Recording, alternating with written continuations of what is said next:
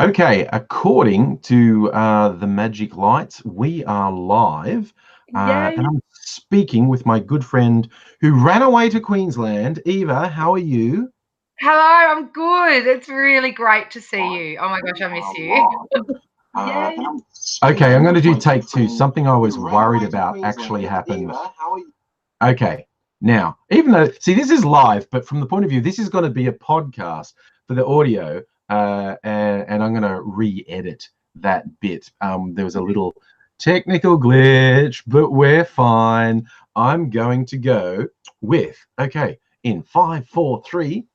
Hello, everybody. I am here with you with my good friend Eva. Hi, everybody. So, long-term Angry Aussie viewers will remember, Eva, we made heaps and heaps of videos talking about relationships, life, love, sex, all those good things. All the fun things. And then Eva ran away to Queensland. Yes, Eva regrets running away to Queensland, but Eva is stuck here in Queensland. So, hello via video.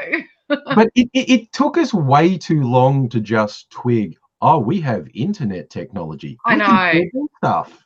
We're very terrible at this. I'm so technophobic that I'm not good at this stuff. And I'm like, well, now that I'm here in redneck isolation, I guess that's my life over. And I forget about the sort of stuff that we can do via internets and whiz bang technology of the future.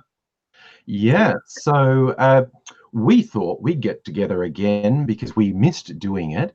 And among many other exciting things, since Eva last appeared on the Angry Aussie YouTube channel, published a book. I did. Oh my gosh, that's one of the best things actually about moving to redneck isolation is I had a lot of time on my own to finish this book that I'd been writing all the time that we had been chatting and doing our videos. I'd been writing this book while I was at uni, and I finally got it finished about 2 years ago, and it's done and it's great. And hang on, let me show you. It's here and shiny and has pages and pictures, and it's really exciting. Just put it up there. Hang on. Oh, I'm so bad Yeah. at technology. Up is down and down is up. There we go. And for people listening to audio only, it's called the 18 Girl 18 Guide. Girls Guide to Getting Off. That's not even a tongue twister. Why couldn't I say it? A teen girl's guide to getting off. There's a bit of innuendo there about tongue twisters as Yeah. well, I think. But Yes, there is. Look, there's a chapter about tongue stuff in there, so you're yeah, you're not totally wrong. what I love about the whole angle with writing the book is that I think I've had in conversations with you and others over the year that the overwhelming majority of school-based sex education is shit.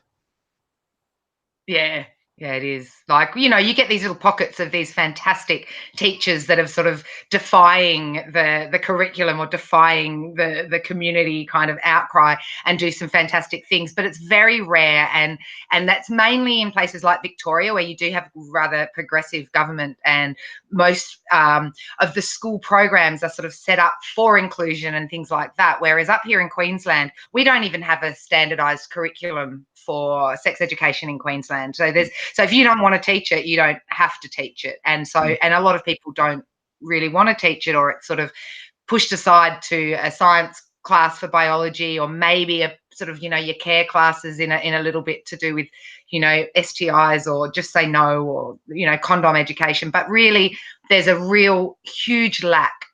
Even in Victoria, there's a huge lack of certain conversations that are being had in sex education, and I decided to start those conversations because I think they're important. Yeah, and because honestly, I feel like in the vast majority of jurisdictions around the world, if in a school setting you gave teenagers actual, real, useful, literal, factual sexual advice, you'd end up in jail. Yeah, look, you really can, because I mean, there are certain things. I mean, even just the way that we describe women and women's bodies, for example, it's become eroticized and sexualized. So just saying the word vulva is almost pornographic in some places, where it's not. It's as pornographic as your elbow. It's just a body bit. And so the fact that certain language and certain anatomical factual scientific language is deemed obscene means that it's really tricky just for some science teacher, even just to talk about reproduction and penises and vaginas and ovum and testicles, can get the wrath of the church community or the sort of conservative community coming down on them for them teaching obscenity to children. And I'm not even talking about young kids. I mean, I think young kids should be having these lessons as well. But when I talk about teenage sex education, people get very twisted about it, all about me trying to teach children about pornography. And I'm like, firstly, I'm not talking about children in that sense of, say, under 12 or 13. And secondly, these kids that I'm talking about, you're 13 and up, they've already seen porn. They've already, understand that there's shit out there that they can find that's boobs and butts and stuff that can be so confronting. And yet we're not allowed to teach them or talk to them about it for fear of warping them. And unfortunately that's warping them even more because they have no tools to sort of understand what it is they're coming across.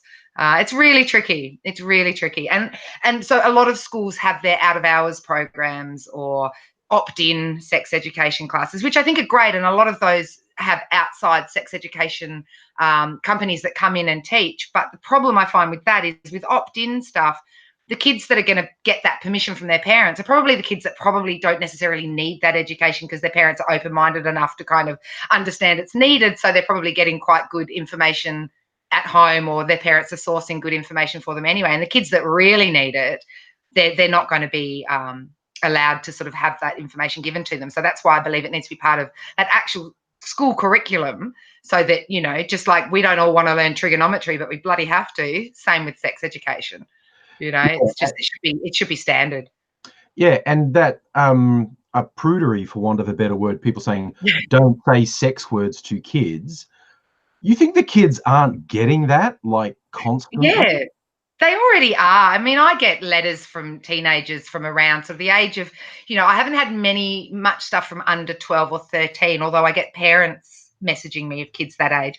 But a lot of the questions I get from young women and men that are sort of in their sort of, mid-teens, 15, 16-ish, are ones that are either really simple to answer, just with actual language, things like young women not understanding they've got 2 holes down there. And I've been asked numerous times if, when you've got your period, do you need to take a tampon out to pee and things like that, because I just don't understand the way anatomy works. And at first I thought, the first time I got this question, I thought, is this a joke?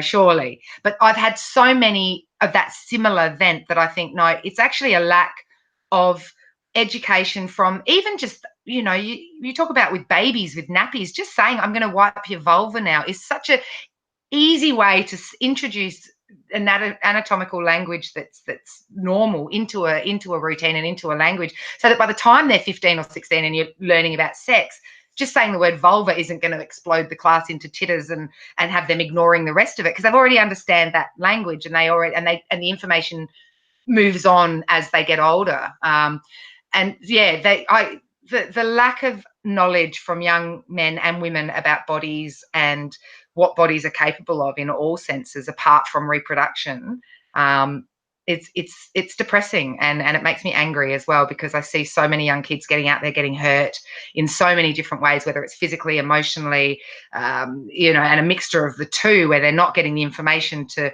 allow them to make the right, proper choices. It's sad, and I think we're doing a real disservice to our young people.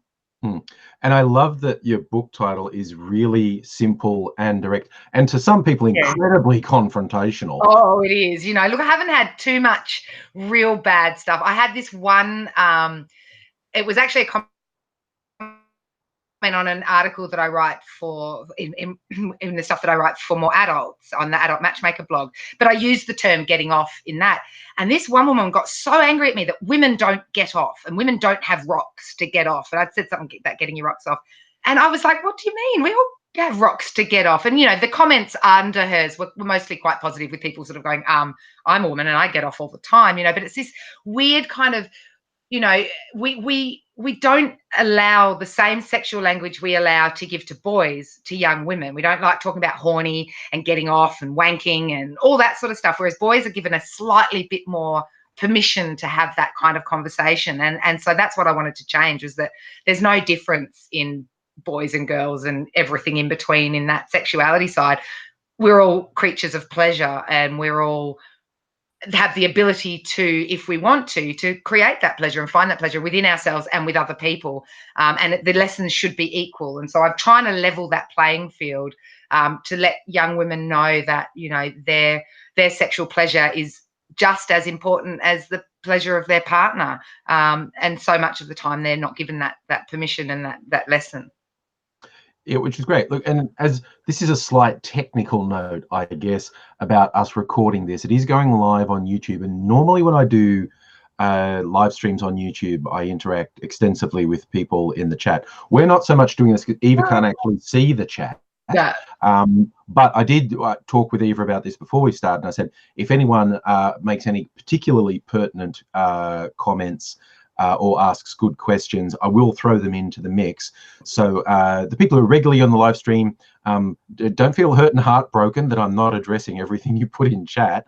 And I say that as a lead-in. Megaleech asked an incredibly good question. I like this one. Do you have any plans, or have you considered recording your book as an audiobook for the various platforms online? Yeah, I have, and it's something I'd like to do. One of the things I'm working on at the moment, very slowly, is updating the book. So it's so I can release it as a new edition with a lot more information in it for boys.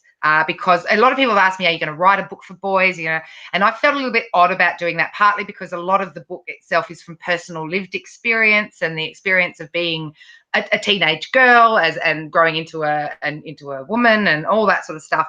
And I don't like often speaking from experiences that I haven't personally lived. I think that there are other voices out there. But what I have noticed is I'm getting a lot of letters from young boys who have read it, saying this has been really great, and from parents of boys who have read it saying, oh, could you update it a little bit to have a bit more stuff about penises and a bit more stuff about boys' puberty. So what I'm going to do is sort of work with some people I know and add some stuff to the book, to make it a bit more boy centric, and have a bit more of that sort of stuff with it, and then also change a lot of the information so I can make it a bit more international, because most of the information in it is very Australian, all of your clinics and your doctors and your laws and all that, and I'd like to kind of make it a bit more holistic. So what was the actual question? The question was just about making an audiobook. Oh, right, yes. And so that's right. And so with that, I'd like to take the new edition that I'm doing and do some video recordings and some audio recordings, because I do work with a lot of people with disabilities as well. And I know a lot of the vision impaired people would like a bit more of a sort of, you know, the ebook is good if you've got the e-readers and you've got the vision impairment that you can still see when you raise text big and all that. But if you've got, you know, a much stronger impairment that you can't see much at all, I'd like to be able to get that information out there to people of all abilities. So yes, I would love to do an audiobook. I don't know if I'd read it, but I would get somebody to, yeah, with a better voice than mine.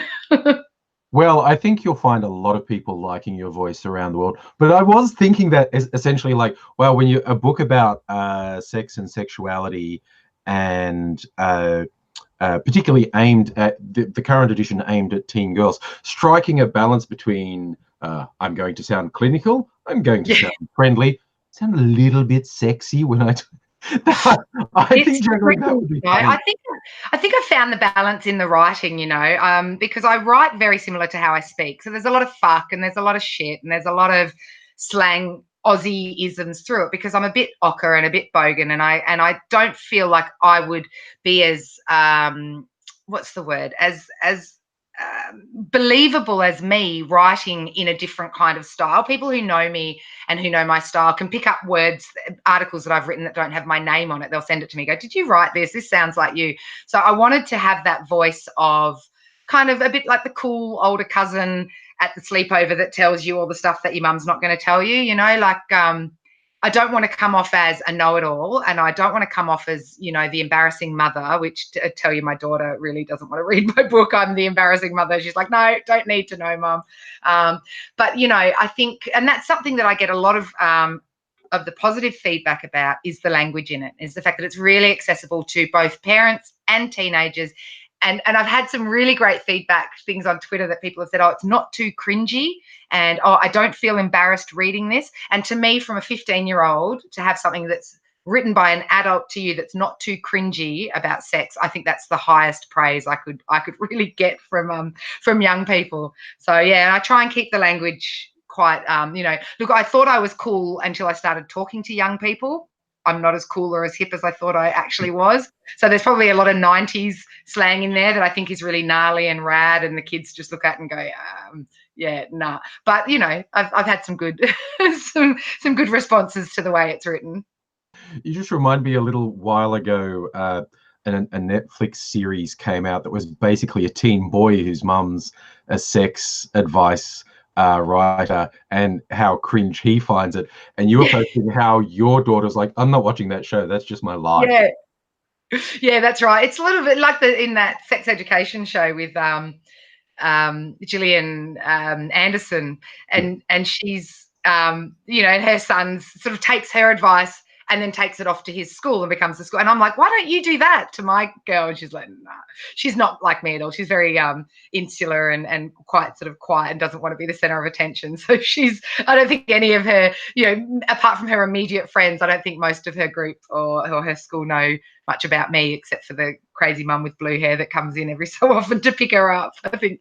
And I've sort of, you know, and I respect that. And as much as I think that the kids in her class would benefit from certain things, I've sort of made sort of allowances for her high school and said, I'll stay away if you prefer me to, because you know, it just can be embarrassing when your mum's the teacher, and especially the teacher of something of this sort of nature. Yeah, it was always the thing, if your parent got invited into school because they were an expert on something, Yeah. you're going to present to the class. Other people may well find it good, fascinating, but you as the child are going, oh my God, I'm going to die. Yes, yeah, absolutely. You know, bring your parent to work day or to school day just is probably never going to happen with her. And I'm okay with that. I'm okay with that. I know she loves me. Yeah, just there's home and there's school. Please don't. Yeah, that's right. That's right. And we have great conversations, and she's very politically minded and feminist minded and understanding of sort of, you know, sex positivity and sexual freedoms and the freedoms of everything. And she's very, you know, activist in her sort of own way when it comes to politics and stuff like that. So I'm quite proud of the little teenager I'm raising. I think she's doing a great job. But yeah, she's nothing like me, and sex is probably the furthest thing from her mind, which, you know, I'm okay with as well. It's up to her, whatever she wants to do. But I know that if she did have any questions, she would come to me, or she'd sort of sneak a peek through the book that she's got. So yeah, whether she's read it or not, I don't know. she's never told me she has. I asked her once, she said, Mum, you're the talking book, I don't need it. So I don't know. I was reminded, we were talking about, you know, using simple descriptive language about sex and your body parts and whatnot, because everyone trying to do innocent stuff with kids can have weird backfires. My own kids used to refer to their pee-pee when they were little, which is not that uncommon. The funniest permutation of that, we were getting fish and chips once, and they were both quite young. They were still under 10. We've got this in one of our other videos. I remember you telling me. Yeah, we talked about this. Australian fish and chip shops often have this poster on the wall of various fish that's used as seafood. And there's a small shellfish in Australia called a pippy. And they were pointing at because they couldn't read that well, and they were pointing at various fish and go, what's that? That's a tuna. What's that? That's a shark. And they pointed, and then what's that? And I said, that's a pippy. And they both just got the snort giggles and went, it's a what? And I realized what they were doing, and I went, it's a pippy. And they laughed hysterically. And then for the next 10 minutes while we're waiting for fish and chips, this joke never got bored with them. They just randomly go, oh, what's that? It's an eel. What's that? It's a bass. And what's that? It's a pippy. And then they just laugh hysterically. And everyone else is looking at them going, why do those kids find shellfish so funny? Yes. And I think, you know, in the video we did years and years ago where you told that story, we were talking about foundation language of words. And that, you know, I was telling the story about the little girl that called her vulva or vagina a koala bear, because that's what she'd been told, and got into all sorts of, well, she didn't get into strife, but there was strife that came when she told a teacher that a young boy was trying to play with her koala bear, and the teacher had told her, well, it's nice to share your things, you know, as you know, that's what we do, as you know, and when it all finally kind of came out, it was not good. And where we talk about that foundation language, PP, we, I don't have a problem with those sort of words for it, because they're commonly known. A lot of kids can't say, you know, gina is what most young girls will call a vagina, because they just can't get the whole word out, sort of thing. So, you know, I don't think there's a problem with that. And I also think, you know, that silliness about genitals it can be fun, you know, and I don't think, you know, we can all laugh at stuff like that. I think it's when it becomes rude in a punishable way, if that makes sense, in a shaming way, you know. It's like I sort of, one of the things that I say a lot, and I you know, is that when we match pleasure and shame, bad things happen, because you can't reconcile that. How does your brain reconcile something feels really, really good, but I'm told it's bad and dirty and naughty and awful, and I'll go to hell, or I'll get in trouble, or I'll, you know, sent to my room, or whatever it is that the punishment is told, that when you know, find these pleasurable parts of your body. Whereas pleasure can also be silly. So I don't have these problems with laughing at peepees and wee-wees and all that. So as long as it's got that lightness to it, and nothing that it's rude or shameful, I think we can change our language around that into changing things from rude to private, which changes the whole connotation completely. Private is still okay. It's just for you. It's just for bedrooms. It's just for bathrooms. It's like going to the toilet. It's like those sort of things. Whereas rude then takes on a position of shame, or a position of badness. And I think that, you know, once we start changing little things like that, it's like a snowball effect. You can really change, you know, you can move mountains when you get that small thing happening. And I think we're starting to, with, say, for example, the word vulva is becoming so much more common just to be said on news, on discussion talks, on memes, on everything. And we're starting to, you know, when I was at school, we all knew it as a vagina, and we were learning to use that word without snickering, but vulva was not a word we used in the 90s. And so it took me a long time to start using that word and not use vagina to describe the whole bits. And I'm a sex educator and a sex worker and a sex person, and I still found it, up until sort of my mid-30s, vulva was a word that I felt a bit weird about, because that was my foundation of the word. Now everything's vulva and testicles and penis and shaft, and I can use all the bits, but, you know, I've sort of trained myself into it. So if we can just start using these small words as easily as you say nostril or earlobe or nipple or any word, you know, we can start taking away that stigma of the word, which then allows us to start being a bit more mature in our education about all body bits and all sexual things. Yeah, because an important part of that, I think, is if you talk to people who work with victims of abuse, they'll tell you the pattern of behavior of abusers and predators is to isolate kids and use that shame thing as leverage, and also secrets. Yeah. Yes, telling kids to keep secrets. And with a lot of what these predators do when they're grooming kids is, I'm going to let you in on secrets. Your parents never told you this. Oh, you've gone fuzzy. We've gone fuzzy. That's, yeah, just pause for a second. That's all good now. You're back. Yeah. The joys of live streaming. Every now and then the really crap Australian internet goes bye-bye. Yes. But yeah, I've got a friend in Australia from America at the moment, and oh my God, her posts about Australian internet, it makes me realize just how shit it really is. She's just like, what the fuck, Australia? It's terrible. Yeah, see, we can talk about things other than sex. We can mention Australia's internet is shit. Like, we're ranked 80th in the world or something. Oh, it's just embarrassing. And we're going backwards. Okay. We get worse by comparison to the rest of the world every year. It's ridiculous. It's embarrassing. I just, oh yeah. At least my house Wi-Fi is good. If I wasn't using my house Wi-Fi, we wouldn't be on this at all. Well, look, maybe when 5G comes out, we can all do it on mobile devices. And it's the paranoid people. Like, okay, I think everyone justifiably asks questions about, do these wireless devices cause health issues? And the overwhelming scientific consensus is they don't. But people are going super paranoid about 5G. I don't know if you've seen it. No, I don't spend a lot of time in tech sort of circles. I got it in Burke Street Mall yesterday. I was in town with some people, and there's this protest of these wackos with stop 5G, you know, poisoning our brains. And it's just like, wow, okay, good on you. Yeah. Look, people have to find something to protest about, and the new is scary, and the scary is good to, you know, create fear. And I don't get it.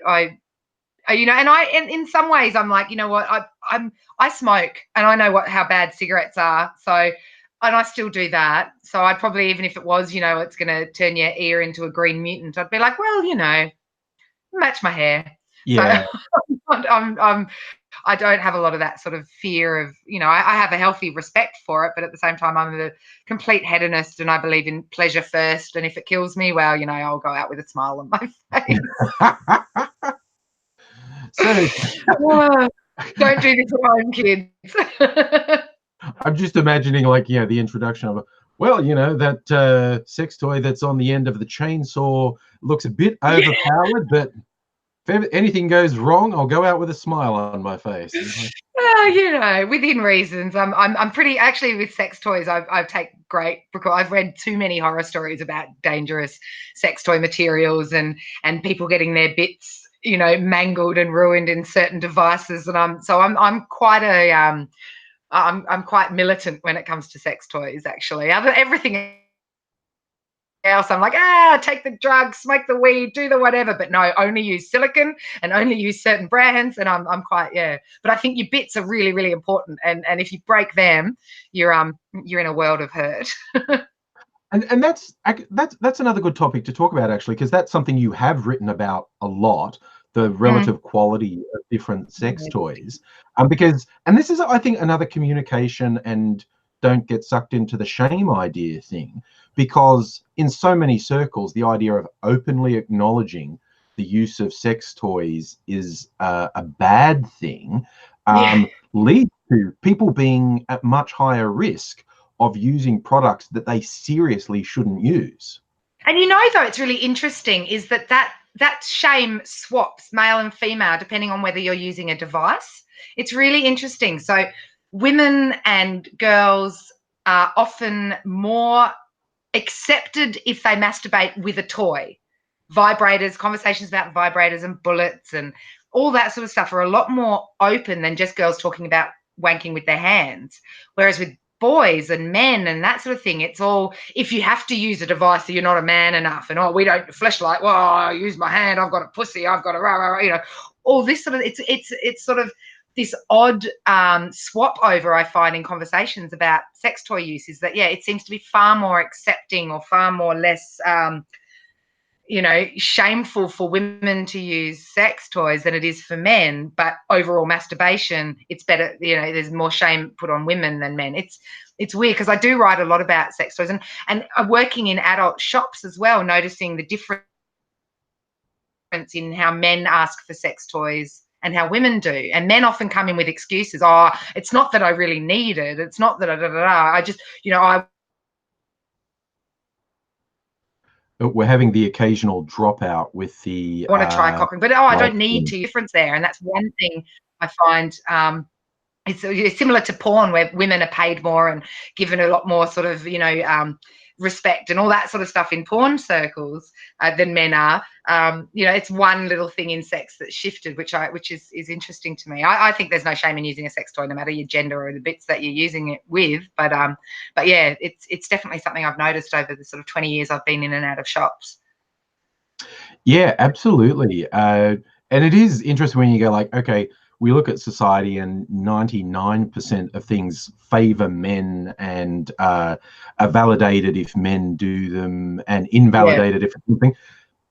Those aspects of sexuality are one of the things that tend to work in women's favor. Yeah. And look, it's probably similar to do with the whole idea, you know, like how lesbians are a bit more accepted than gay people because it turns men on or whatever. And I think that might be part of it. Whereas if, like, men will see women using a sex toy as kind of a performance for him rather than anything for her, which I think is, you know, I mean, and it's bullshit, and it's not, it's definitely for her. But I think that mindset probably has a bit to do with it. Whereas men wanking with a device, it's not as performative for women. I mean, I quite enjoy watching it. That's me, and I think we haven't had that. Oh, you know, and a lot of women do actually. You know, it's not that I'm saying it's just me because I'm weird. It's more that that's become the accepted thing. You watch women play with toys and men fuck, but they masturbate in private. And I think that's, you know, it still falls into that whole sexist, misogynistic, patriarchal kind of thing, but it kind of favors women's pleasure. So, you know, I'll allow it, or at least I won't be too shitty at it, because I think, you know, when it comes to women's pleasure, so much of it is quashed and put aside and made out to be, you know, a lie or something shameful. And women are only having sex because it pleases men rather than the fact that it's for them.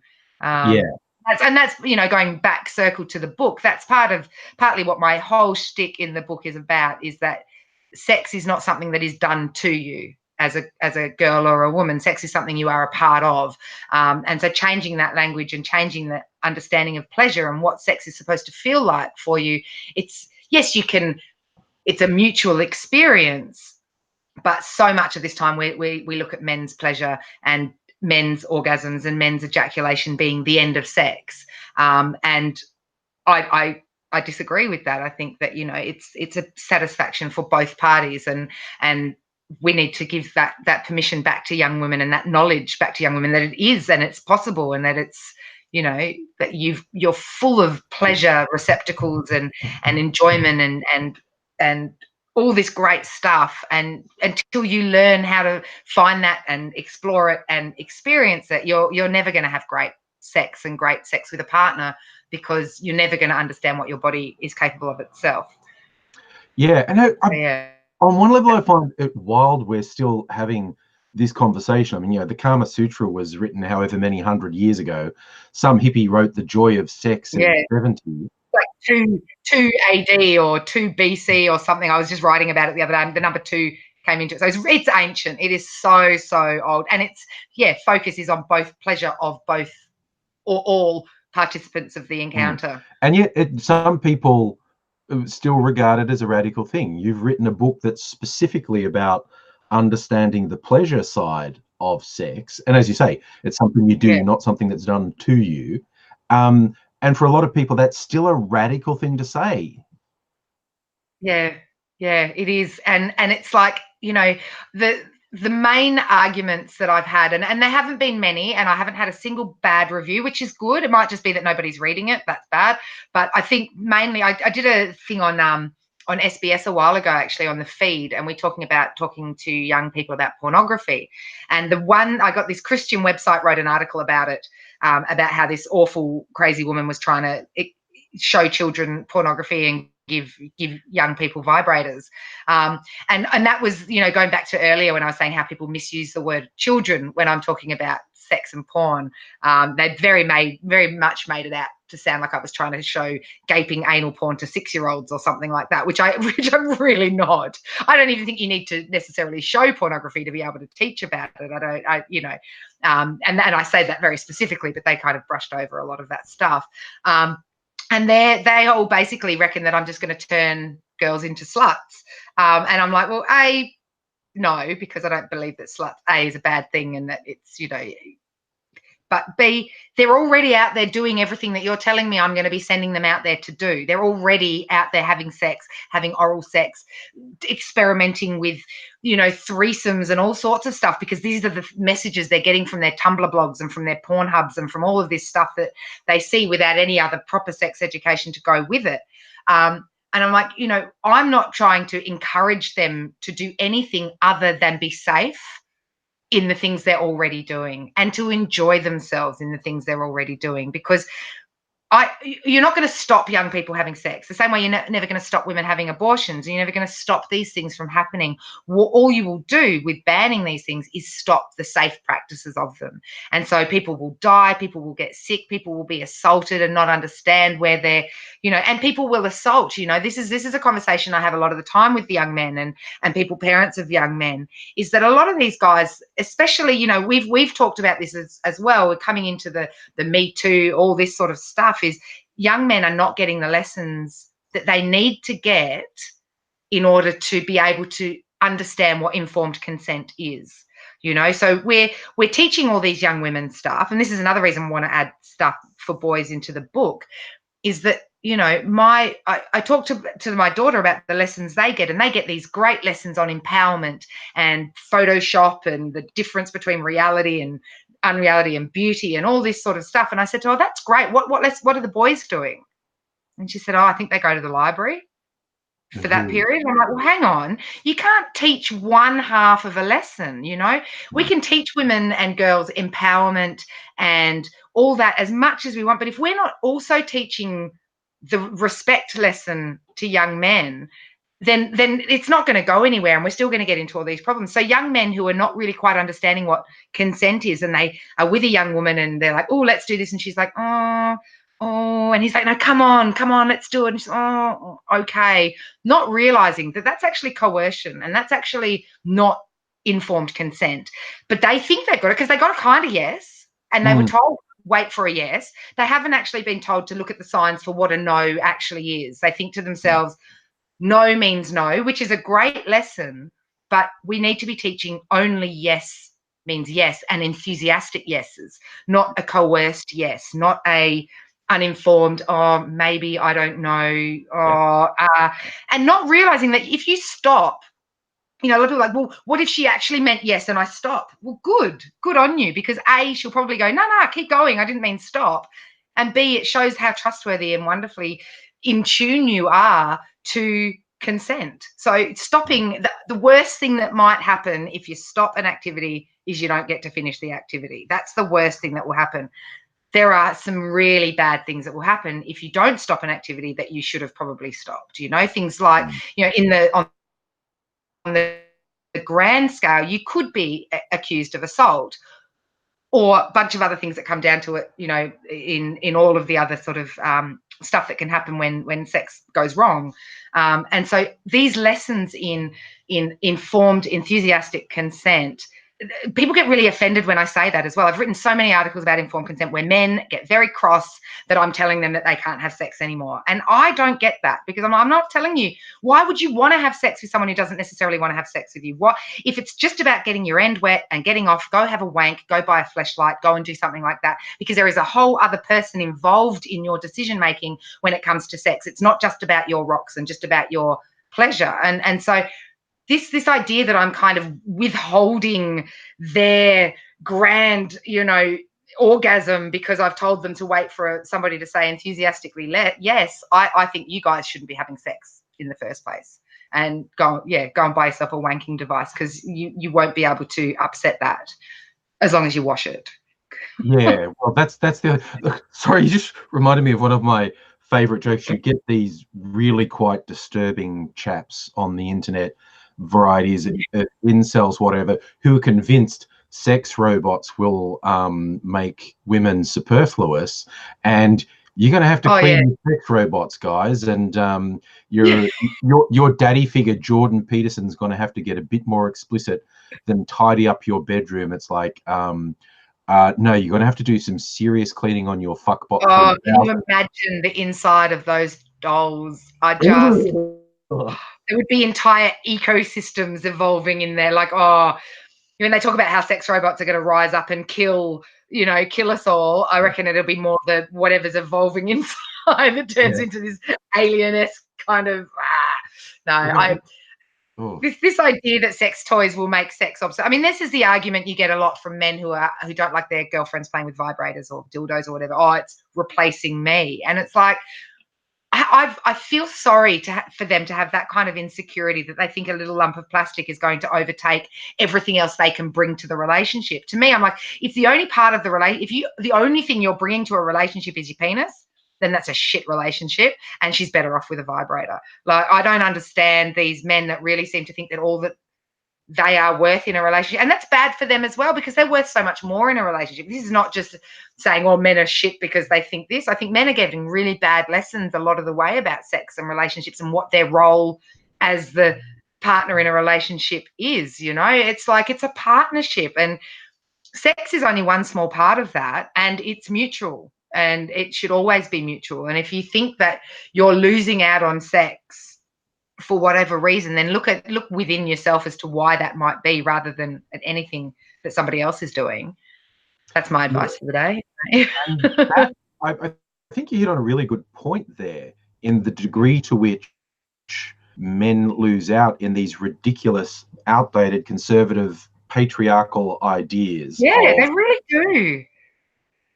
And the guys get so defensive, as you said, like, how dare you? Like, dude, honestly, it will be better if you grow the fuck out of this mentality. This is for your benefit, because, you know, not only will you still be having sexy sex that you want, but you'll also be having great conversations and great companionship and great laughter and great all of the stuff that comes with it.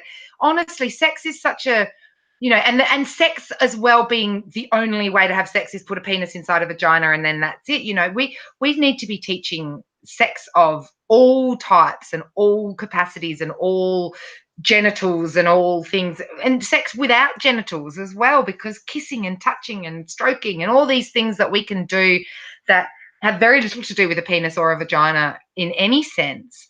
You know, we're really doing both men and women a disservice with the way that we teach them about sex and relationships and what they should expect and what they should, you know, and what respect is and what pleasure is. You know, I think, you know, if, like, you know, it's like those memes that go around when people talk about, you know, when men say, well, how do lesbians have sex if they don't have a penis? And I just think, oh my God, if these men, if that's the only way they think that they can have good sex, and they're probably having really bad sex. And I feel sorry for the women they're having sex with if that's the only way they think that they can have sex. You know, I think, and that's partly what I talk about in the book as well. When we talk about virginity, what is virginity? If you're just looking at a penis going in a vagina, then there are million lesbians out there that will fight to the death that they are not virgins, but they've never had a penis near them. And if you're talking about the breaking of a hymen or whatever, which is such a weird, because people think of this hymen as a seal that kind of gets popped like a balloon, and that's not the case at all. I mean, the hymen itself is full of holes and full of everything, and you're probably more likely to break it at 12 years old riding a bike than you ever will having sex. You know, there is no actual real way that you can measure virginity, and yet we use it as this litmus test for respect and for, you know, treating people one way or the other, and yet it doesn't actually exist. It's something that's been made up to control women, basically, to say you are a good woman or a bad woman because you have done certain activities in your life. And really, I think really the only activities that really should put you into a good or bad category is, you know, murder and, you know, sexual abuse and those sort of things that actually make you a bad person, rather than you stuck something inside you and had an orgasm. I don't see the correlation between pleasure and shame and badness. But then, you know, I'm a very lucky person that I've had a great life full of pleasure and full of respect and full of all sorts of great, and I want to pass that on to others. I have to admit, we're talking about, you know, unexpected areas of ignorance, like not knowing that the urethra is a different opening to the vagina. The hymen was one I was so misinformed about in the past, and I'm going to say it's because, for centuries, I'm going to call it literature, described the hymen as basically like a fucking cling wrap seal that got broken, and the woman bled the first time they had penetrative sex. And that's absolutely factually untrue, but it was the dominant narrative in erotic writing for centuries. And it's bizarre how not real that is. Yeah. Yeah, and it's a great measure of that. You know, it's like the holding up the sheet on the wedding night to show the blood to prove that your wife was a virgin, that they used to do back in the days, you know. And I just think, you know, there is so much misinformation about women's bodies and the way that they are, that no, we can't win, you know, because this, you know, the men in charge have been told, well, this is how it happens. And because for the majority, that's not how it happens. We're on the back foot from the start. You're a whore because you didn't bleed on your wedding night, but that's because you rode horses your whole life up until you were, you know, still right. You know, like it's so it's frightening how history has gone in this way from, you know, and I mean, it's sort of pre-Christian, but not really. Most of this real kind of bad stuff about pleasure and sex and women's bodies came with the advent of Christianity and the control of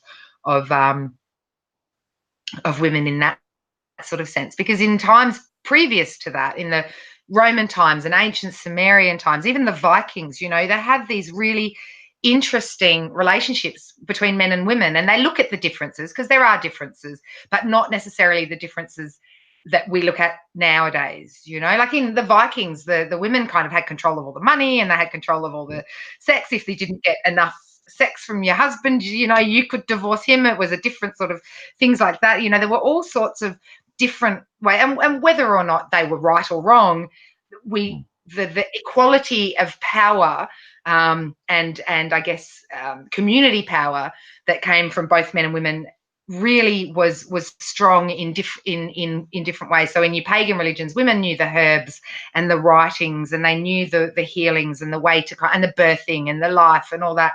And yeah, men knew the hunting, and they knew the big strong stuff and all that, but there was an equality there, and there was a kind of balance there. Whereas as soon as you get these kind of Christian religions that come in and talk about the God and the power of one entity rather than nature, and rather than the balance of life itself as an earth thing, that's when you start having these real kind of controlling issues of women's bodies, and the fear of women's bodies, and the fear of women's intelligence, where it gets to the point where we start burning witches and locking women up in towers for knowing more about stuff than a man. And yeah, it's and we're thousands of years into that now, and it's taking a lot to extrapolate ourselves, and it's tricky, because we can't, you know, when you've got men in power like Donald Trump, you know, it's really hard, you know, to break down those barriers that we've been trying to fight for centuries, and these walls go suddenly back up again with men like him in power.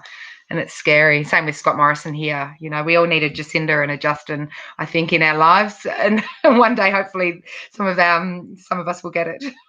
Yeah, I mean, it was interesting. As soon as you brought up Vikings, you just had me thinking about the TV series Vikings. And every time I look up something that happens in that show, and I'm going, really? They're going, yes, the historical records say that. Whether it's fundamental stuff like when Ragnar led them to sack Paris, and I'm going, did that happen? And I looked it up. I go, yeah, Vikings led by a guy called Ragnar Lothbrok sacked Paris, and I had no idea. But the sexuality thing, my two favorite bits, and I think it was in the first or maybe second season, Ragnar and his wife, they kidnap that monk. He's their slave, but they both like him, and he's chained in their hut, and they're having sex, and they just look across at him going, you want to join in, big guy? Because they both find him attractive. And this English monk is sitting there in chains going, what now? And there's also one with the kids, their oldest kid, who in the first season's like 5 to 8 years old. And someone says, where's your dad? Where's your mum and dad? And he goes, they're having sex. Like the absolute lack of shame in it was and I looked it up, and they go like, no, according to the writings, that was Viking culture. And you know, the Romans were very similar in their sort of hedonistic ways of orgies and pleasure of food and pleasure of art and pleasure of music and pleasure of the body. You know, everything was sort of about the pleasure side of it. And I know, and I get it, you know, in a sort of broad sense with Christianity, if you create fear and shame, then you can control people. Fear of hell, we can tell you how to avoid hell, come to us. We can tell you how to avoid all these bad things that are going to happen to you. But how you convince an entire population of people that everything that feels good is actually bad for them, I will never understand how that kind of, you know, to me, I would have been right up there with the protests, like, no, but it feels good. And we've been doing it for centuries, and none of us have ever gone to hell. Like, I don't sort of, you know, that power of the word of God is something that I will never quite understand how it's, you know, permeated thousands and thousands of years of our history into such control over the human condition and what we can sort of do as humans and pleasurable creatures. You know, we're not allowed to eat to excess or drink to excess or fuck to excess or any of this because it's bad in the name of God. And I just think, well, no, I think there are tenets and benefits to moderation, in that sort of way. You don't want to drink too much or eat too much because you'll be sick or you'll, whatever. But that denying oneself pleasure or punishing oneself for feeling pleasure, like some of those full on, the monks that whip themselves and wear chastity hooked devices with spikes inside them, for other, because they're punishing themselves for these thoughts of pleasure. God, that does warped things. No wonder the Catholic Church is so fucked up and so weird about sex and so horribly off when it comes to sex and sexuality and the things they do to little boys and all of this. I just think, oh my God, let your priests get married, let them be gay, let them have a wank, let them do whatever. You will probably have avoided centuries of rape and abuse. And even just, even if it's not sexual violence, the violence of beating up young children in orphanages and all that. I think because they were so denied their own pleasure and denied their own freedom to express that pents itself up and does weird things to people. And I think the Catholic Church is the biggest example of what repressed sexuality and what repressed pleasure does to a brain. Yeah, I think you're right. And just the denial when you were bringing up like Puritan religions. I remember reading, everyone's always talking about sleep patterns and what's healthy sleep. And I was reading this article that said, I think it was 1700s, 1800s, and they were talking about a particular part in America that traditionally people would actually wake up in the middle of the night. Like it wasn't one long continuous sleep. And the way they phrased it is like, like a married couple would wake in the middle of the night for an hour or so and they would pray. And I'm going, yeah, that's what happened. That's what happened. Yeah. You woke up in the middle of the night. It's pitch dark. There's nothing to do. That's what I call talking to God too. Yeah. That type of praying. Oh God, oh Jesus, yes God, yes God. Yeah. Yeah, it's horrible. The random denial of sexuality is really, really quite weird. Yeah, it is. And I mean, it comes down to control and fear mongering, and so you can keep people in their place. But I also think if people are having a good time and enjoying themselves, they're also willing to do other things. You know what I mean? Like this happy people. So you look at Richard Branson and the way he talks about how he runs businesses and the way that he, and when you talk about, the customer is always right. And he's like, no. Your staff is what comes first, your people and the business, and you look after those people and the rest follows. And I think that's the same in sort of a broader sense of life. If people are happy and enjoying life and enjoying each other and respecting each other, well, there's going to be less tension and there's going to be less hate and there's going to be less bigotry and there's going to be less of all of that sort of stuff. And you see it in certain, looking at in the anthropological sense of humans and tribes and all that sort of stuff, and you see the cultures that were pardon me, that were big on sexual pleasure and celebrating that, and they're very peaceful tribes and they're very peaceful people and communities because they're too busy fucking and having fun and enjoying themselves to worry about taking over territory or fighting another tribe or something. And if they do have those conflicts, they usually were more to do with very rarely to do with hate and anger and bigotry, and most of these places they would marry into to create property and land. The chief's daughter would marry the other chief's son, or they'd marry or whatever, and so they'd create these larger communities rather than warring other sides.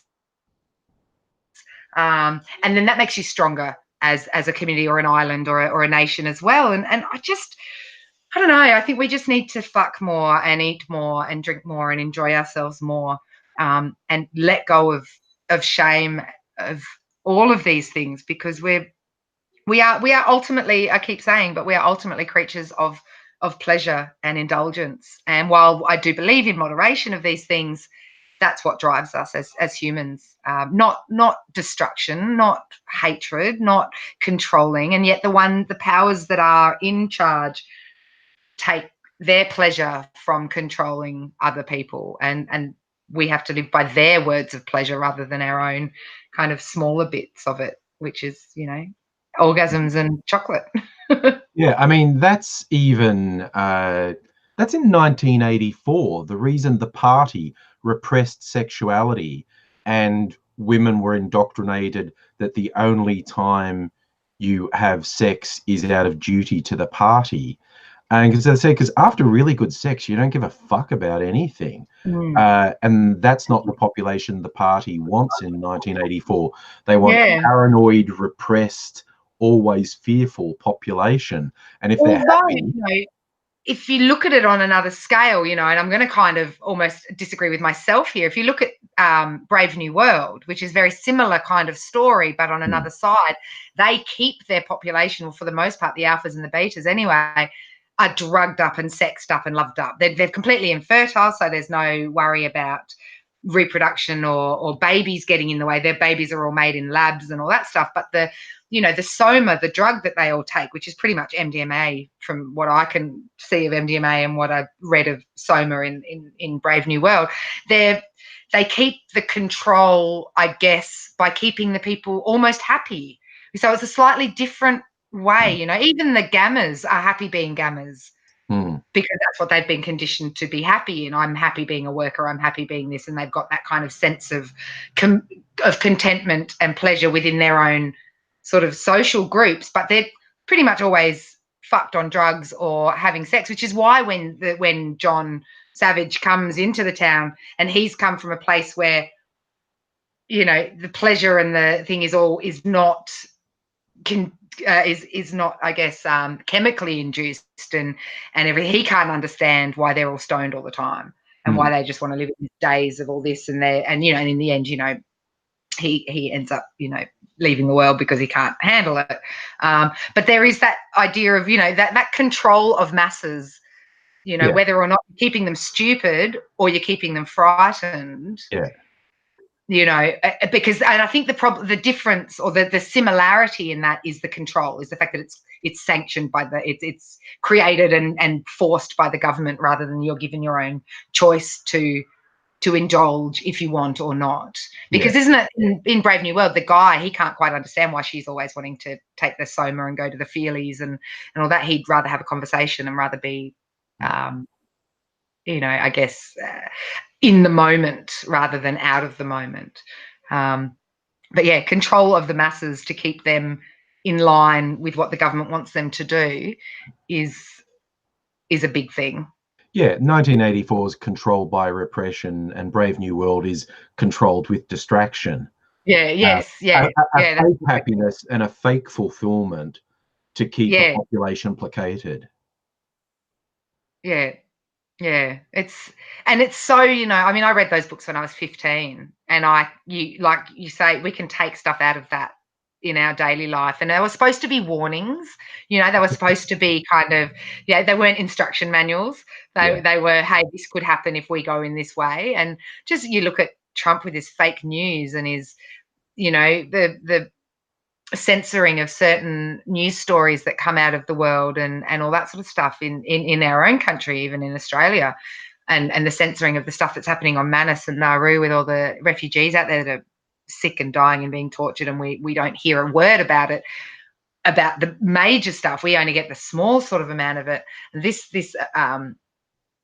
taking away our knowledge of what's going on in the world around us is this form of control of the masses. And we've kind of got a kind of blend of, you know, we'll keep you happy and placated with your alcohol and your reality TV and all that, but we'll also repress you and not give you the proper news and not give you the proper stuff like they do in 84. And it's just, we have this odd dystopian future that we're living in that like little optimistic me in the 90s really didn't see coming. And I don't think a lot of us did. I think we really thought the future was going to be lovely in the 90s. And then I talked to my daughter about the conversations that her friends have in there. So she's grade 10. So she's in that kind of, you know, social up and coming, you know, young adults of the world, and they're very pessimistic about the future and about, whereas we all thought that we would have no wars and we would have no, you know, awful stuff happening, and we would be this great, free, wonderful country full of, you know, love and everything. And then, you know, John Howard kind of happened. And you know, the world got dark with 9/11 and things like that sort of stuff, and that was such a great excuse for the world governments to continue to oppress us. And I have great thoughts on 9/11. I won't go into them because I'm not totally, you know, jet fuel can't melt steel beams kind of person, but I'm definitely that was a very interesting timing of a world event that has created the world that we currently live in, with the controls that we have put on us as citizens and censorship and things like that. I think it's interesting. but don't go sending me conspiracy videos, please, because I'll go down the rabbit hole and I'll never come out. Okay, well, that's about an hour, which I think is a good length for our podcasting. So I'm going to end, I think, on a positive note, getting back to your book, because I did see Mega Leach ask, hey, a teen girl's guide to getting off, how could somebody get maybe a signed copy of it? Well, you know, if you would really like a signed copy, the best thing to do would be to order one, and then send it to me once you've received it. And you can order them off either Amazon. You can get them from my publisher at LaBouche Books or Trenwick House Publishing. But I'm quite happy to sign copies. I don't have a lot of copies on me, so I can't do the signing. Like, I don't get the orders myself. They get sent to the publisher, and then the publisher sends them out.